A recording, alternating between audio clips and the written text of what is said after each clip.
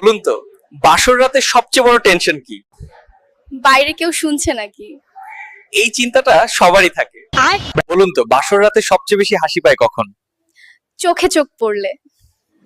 এটা খুব স্বাভাবিক। বলুন তো, বাসর রাতে সবচেয়ে কঠিন কাজ কোনটা? কথাবার্তা শুরু করা। এটা সবাই মানবে। আচ্ছা বলুন তো, বাসর রাতে সবচেয়ে বেশি মাথায় কি ঘোরে? এখন কি বলবো? এইটাই সবচেয়ে অনেস্ট আনসার। আচ্ছা বলুন তো, বাসর রাতে সবচেয়ে বেশি শোনা শব্দ কোনটা? দরজার বাইরে খিলখিল হাসি। এই উত্তরটা খুবই রিয়েল। আচ্ছা বলুন তো, ব্রেকআপের পর সবচেয়ে বড় আশা কি? ও আবার মেসেজ করবে।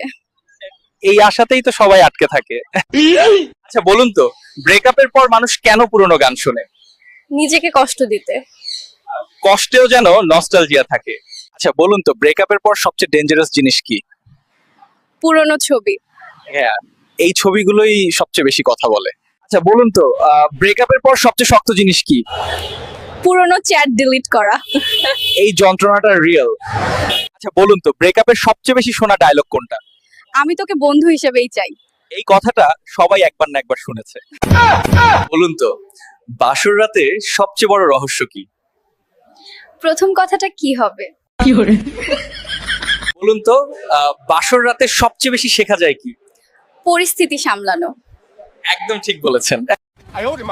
তো বন্ধুরা, যদি ভিডিওটা আপনার ভালো লেগে থাকে তাহলে চ্যানেলটা অবশ্যই সাবস্ক্রাইব করতে ভুলবেন না আর কমেন্টে জানান কোন অংশটা আপনাদের সবচেয়ে বেশি হাসিয়েছে।